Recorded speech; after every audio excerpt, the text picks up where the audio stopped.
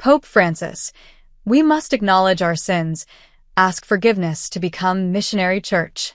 On the eve of the second session of the Synod on Synodality, Pope Francis said on Tuesday that the Catholic Church must first acknowledge its sins and ask for forgiveness before it can be credible in carrying out the mission Jesus Christ entrusted to his Church. Sin is always a wound in relationships.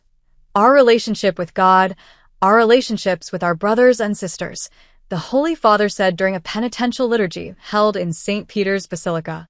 More than 500 people were in attendance. How could we be credible in mission if we do not recognize and acknowledge our mistakes and bend down to heal the wounds we have caused by our sins? The Pope asked. During the evening penitential celebration, confessions and testimonies were shared by bishops, religious, and laypeople who have been impacted by sins committed against minors, migrants, victims of war and poverty, the environment, Indigenous people, women, and synodality. Following each of the 10 confessions and testimonies read aloud during the liturgy was a prayerful petition for forgiveness. Sins against peace. I ask forgiveness to God the Father, feeling shame for the lack of courage necessary to seek peace among peoples and nations in recognition of every human life in all its phases, shared Cardinal Oswald Gracias of Bombay, India. To make peace, it takes courage, Gracias continued. Say yes to the encounter and no to the clash. Yes to the respective agreements and no to provocations. Sister Dima Fayed also shared her testimony of sins against peace she has witnessed in her homeland Syria. Indeed, war often manages to bring out the worst side of us. It brings selfishness, violence, and greed to light, she said. However, it can also bring out the best in us, the ability to resist, to unite in solidarity, and to not give in to hatred. Sins of abuse.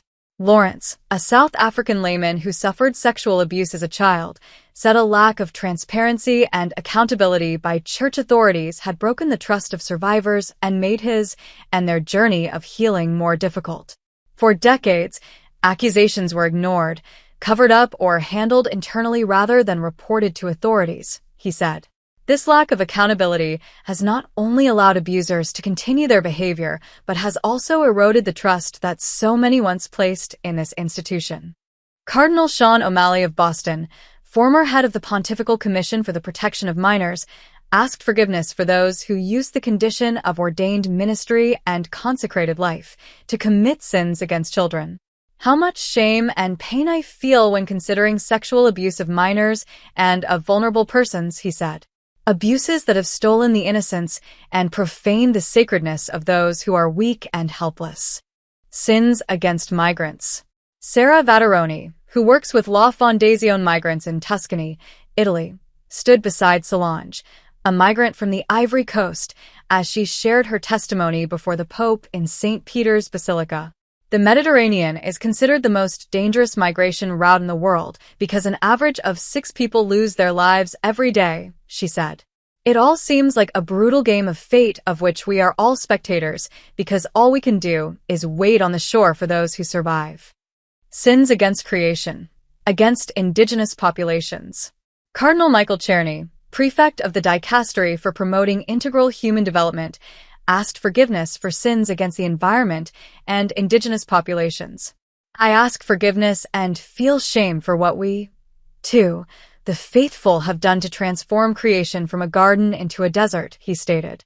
I ask forgiveness and feel shame for when we have not recognized the right and dignity of every human person, discriminating and exploiting it, he continued. I am thinking in particular of the Indigenous peoples and for when we were accomplices in systems that favored slavery and colonialism. Sins against women, family, youth.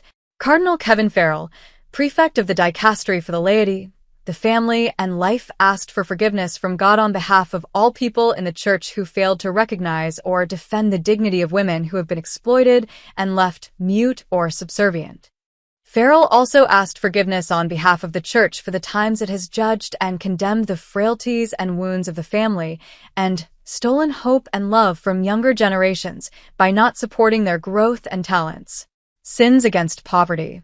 Cardinal Archbishop Cristobal Lopez Romero of Rabat, Morocco, expressed shame for when members of the Church have turned away from the poor, particularly clerics who adorn ourselves at the altar with guilty valuables that steal bread from the hungry. I ask forgiveness, feeling shame for the inertia that keeps us from accepting the call to be a poor church of the poor, he said. Sins of using doctrine as stones to be hurled. I beg forgiveness, feeling shame for all the times we have given doctrinal justification to inhumane treatment, confessed Cardinal Victor Manuel Fernandez, prefect of the dicastery for the doctrine of the faith.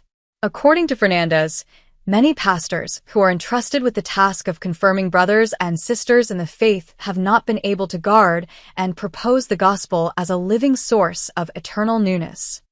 Sins against synodality. Lack of listening, communion, and participation of all.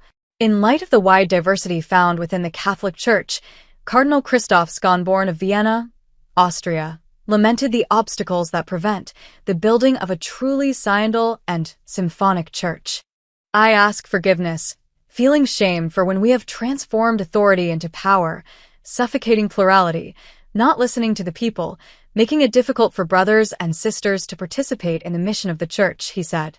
The second and last session of the global discernment phase of the Synod of Synodality will commence on Wednesday morning, October 2nd, with the celebration of Mass with Pope Francis.